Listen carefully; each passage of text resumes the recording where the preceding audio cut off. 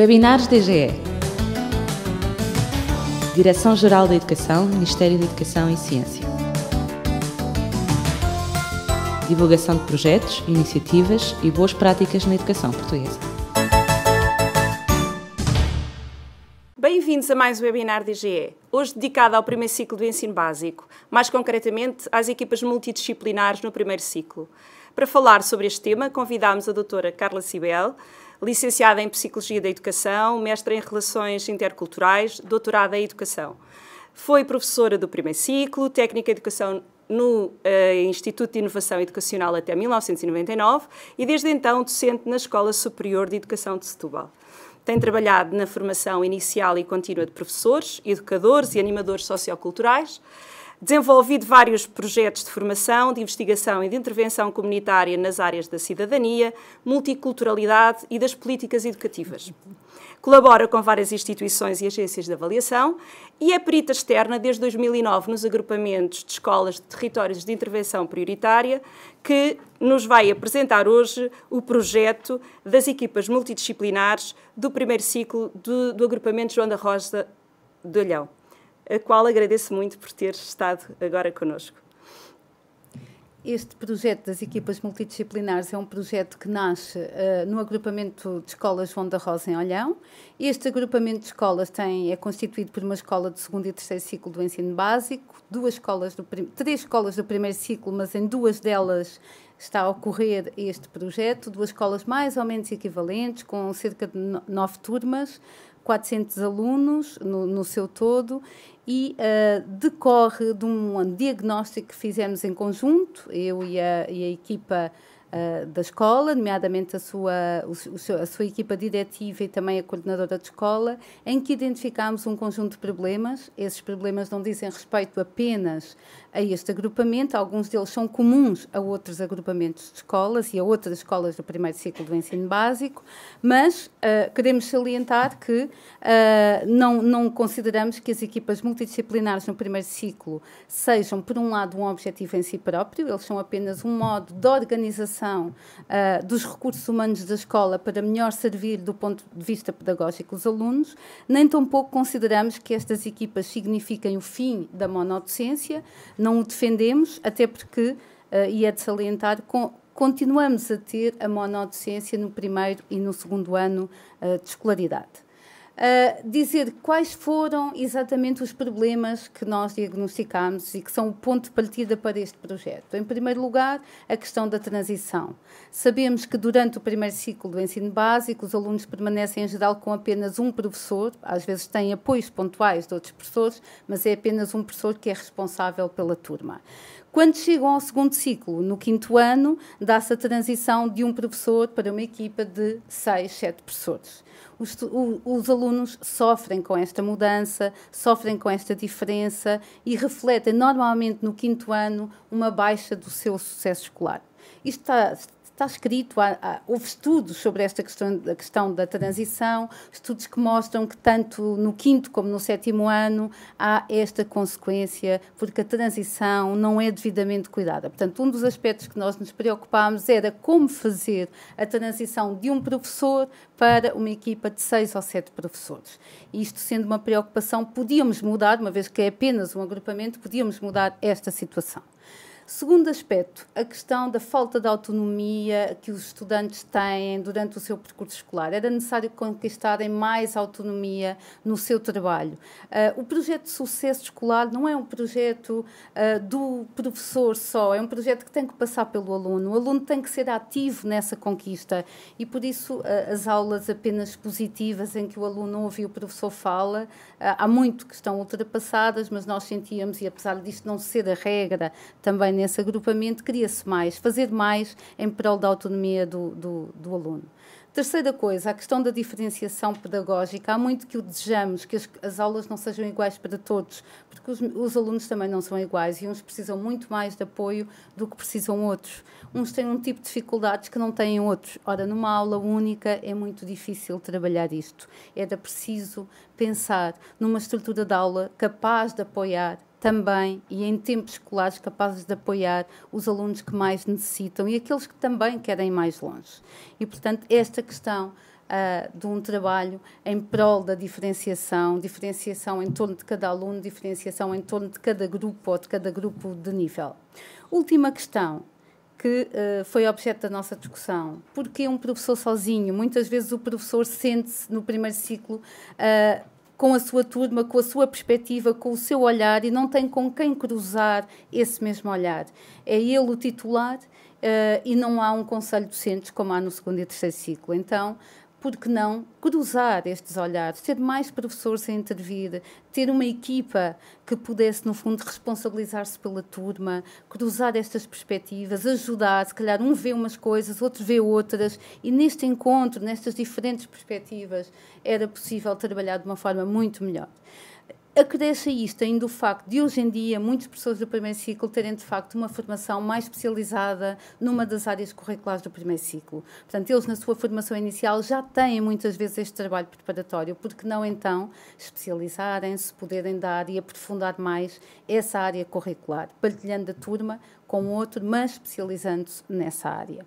E para nos falar de como tudo isto acontece na realidade, no terreno, é importante ouvirmos as pessoas que o fazem, porque eu, apesar de tudo, não estou lá todos os dias com estas pessoas. É a equipa que desenvolve este trabalho que, no fundo, tem que dar aqui o seu testemunho. E por isso mesmo é que eu vos gostava de chamar e de tê-los aqui connosco. Em primeiro lugar, quero agradecer à Direção-Geral o convite que nos endereçou para apresentarmos o nosso projeto, a nossa experiência com as equipas multidisciplinares. Eu sou a Suzelle Marcos, sou coordenador do primeiro ciclo do Agrupamento de Escolas João da Rosa e também adjunta do diretor. O meu nome é Wanda Dias, sou professora do primeiro ciclo na escola EB1 número 6 e estou a lecionar português a 2 turmas do terceiro ano. Eu sou o professor António Martinho, sou professor do primeiro ciclo na Escola da Cavalinha e estou a lecionar matemática a 2 turmas do 4º ano.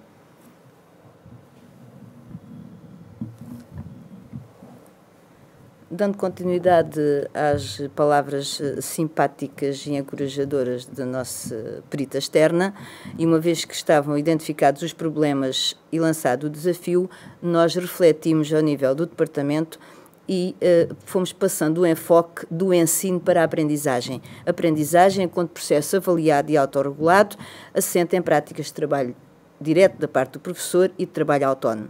Fazer o acompanhamento dos alunos para cada um tenha a oportunidade de estabelecer relações entre o que sabe e as aprendizagens seguintes, ajudando-nos a potenciar os seus pontos fortes e a superar as suas dificuldades, é o nosso desafio diário.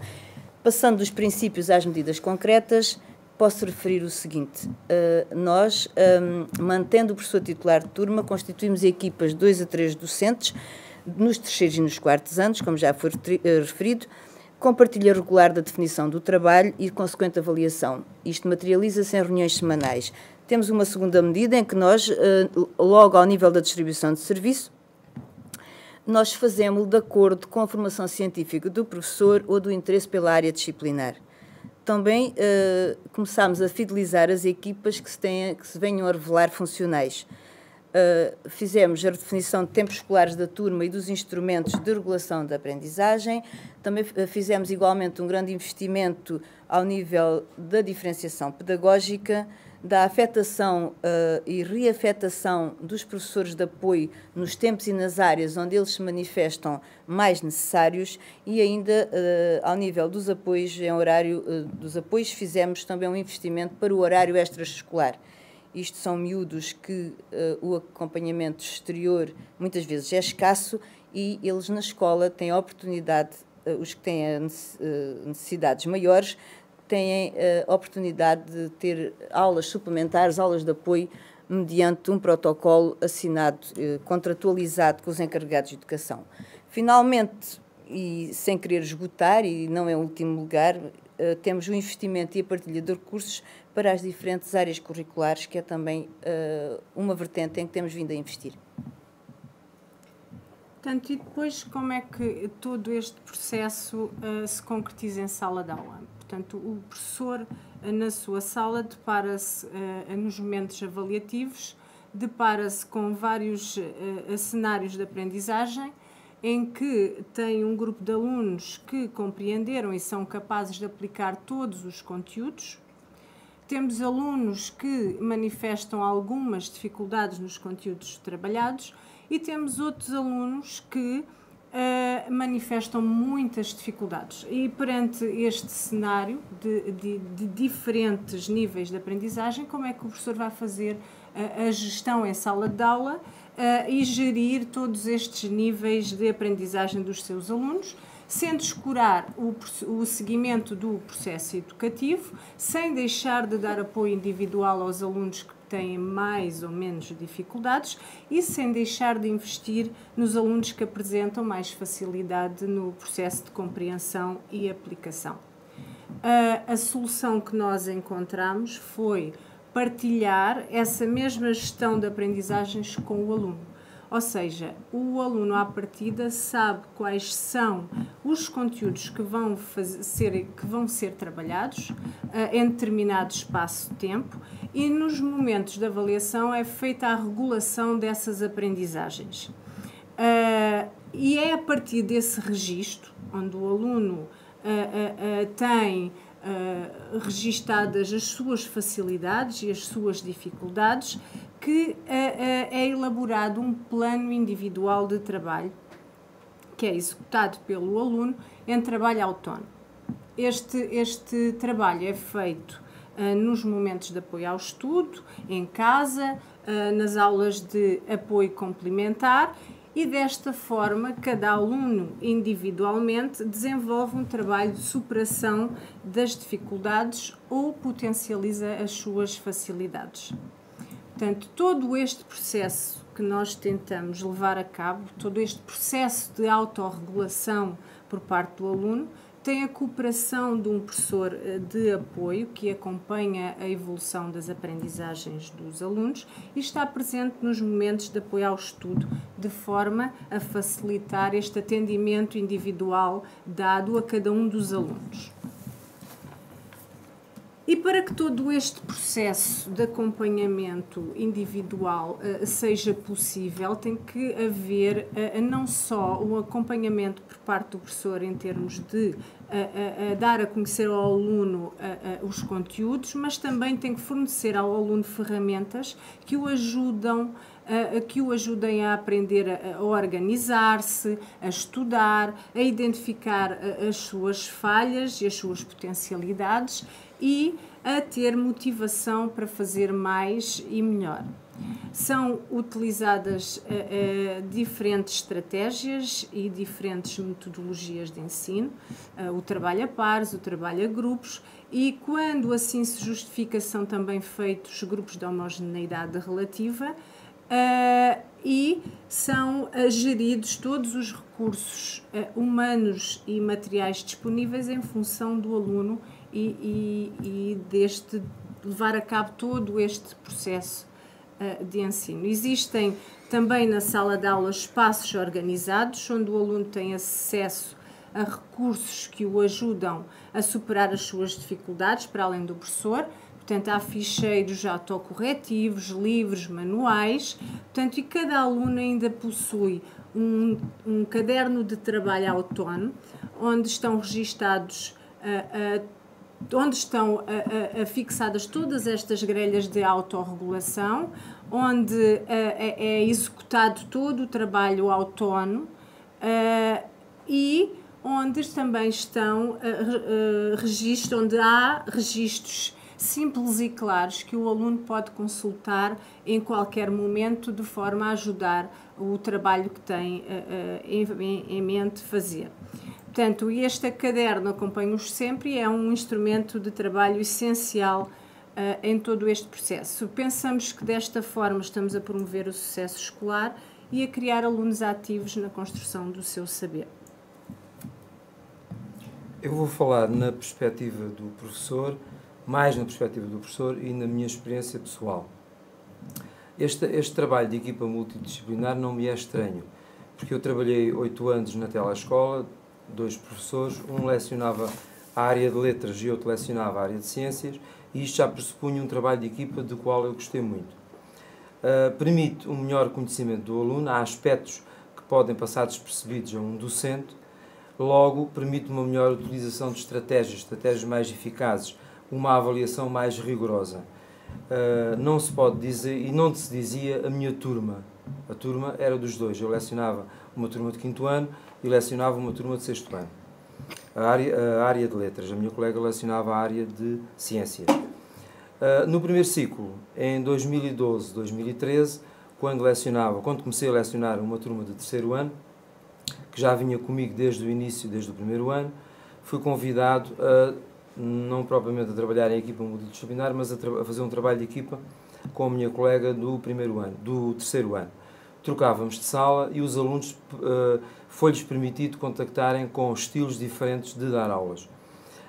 Começámos por fazer um levantamento das necessidades prementes dos alunos, porque achámos mais interessante incidir o nosso trabalho sobre determinados aspectos onde eles sentiam mais dificuldades. E daí resultou que considerámos que onde eles sentiam mais dificuldades era na produção de textos e nos problemas. Todo o nosso trabalho incidiu nesses dois aspectos. Fizemos trabalho de texto coletivo, ou parte de um texto, o enriquecimento de texto, ou partes de um texto, e resolução de problemas, o tal dar tempo. E tirámos o máximo partido da utilização de materiais matemáticos, desde os polidrom, pentaminós, os cubos, material multibásico, dinheiro simulado. Depois, mais tarde, alargámos essa experiência de trabalho de equipa a um ensino experimental das ciências. A nossa preocupação, além de ir ao encontro das dificuldades do aluno, era facilitar aprendizagens eficazes, reais, no sentido de colmatar as suas dificuldades. Nada de aulas pré-fabricadas. Era importante fazê-los sentir que estavam a aprender, entusiasmá-los nas aprendizagens, que eles ganhassem confiança e acreditassem que eram capazes. E por outro lado, havia uma partilha efetiva de experiências, havia um intercâmbio interturmas, havia uma partilha de trabalhos.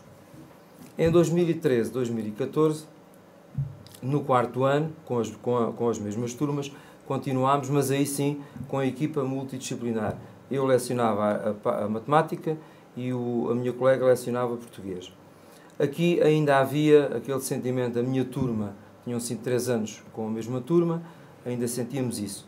Em 2014, 2015, recebemos 2 turmas de outros docentes, 2 turmas que tinham tido docentes diferentes no 1º e no 2º ano. Já não era tanto a minha turma, e mas ainda um bocadinho. Mas combinámos que ultrapassar esse tipo de linguagem e não utilizar turma A, turma B. Vantagens destas equipas multidisciplinar. Aponto algumas. Facilita-nos o trabalho, temos mais tempo, mais disponibilidade para pesquisar, para pensar sobre as estratégias, aperfeiçoar as estratégias, levar coisas interessantes de uma turma para a outra e, sobretudo, e isto é inquestionável, a equidade, permite-nos equidade na avaliação. Agora, para que todo este trabalho resulte, é fundamental que os 2 docentes se deem bem. Este dar bem é no sentido profissional, tem que haver profissionalismo, tem que haver uma predisposição para uma colaboração aberta, não esconder as coisas, sem receio de dizer eu não sei fazer, ou ajuda-me lá aqui nisto, qual será a melhor estratégia, e tem que haver vontade de fazer, sem medo de errar. Tem que haver uma partilha efetiva entre os 2 docentes. Ou seja, o grau de exigência tem que ser análogo, o rigor. E os docentes têm que encontrar-se em reuniões, ou formais, ou informais, ou por telefone, ou no café, mas têm de se encontrar e dialogar sobre os alunos e dialogar sobre as aulas. Este processo, estas equipas multidisciplinares, também pressupõem alguns riscos, mas que podem ser ultrapassados. Há uma ligação afetiva muito forte no 1º ciclo entre o professor e o aluno. É o meu professor, sempre o meu professor. E isto pode levar o aluno a olhar para o professor titular como sendo o seu professor, portanto, o meu professor. E o outro professor não é levado a sério. Ou seja, a aceitação do outro pelo aluno.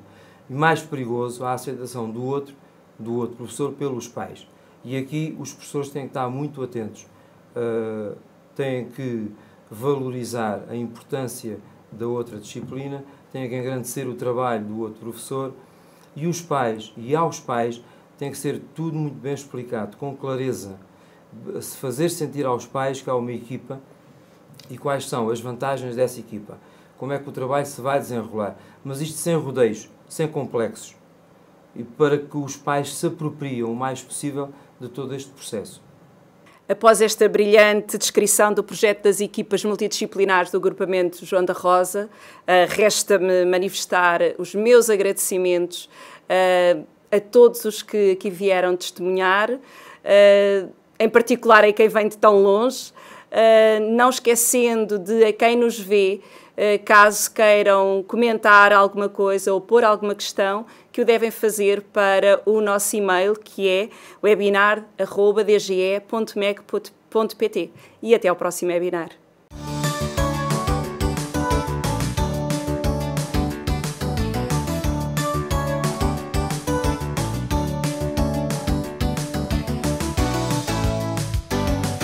Webinars DGE. Direção-Geral da Educação, Ministério da Educação e Ciência. Divulgação de projetos, iniciativas e boas práticas na educação portuguesa.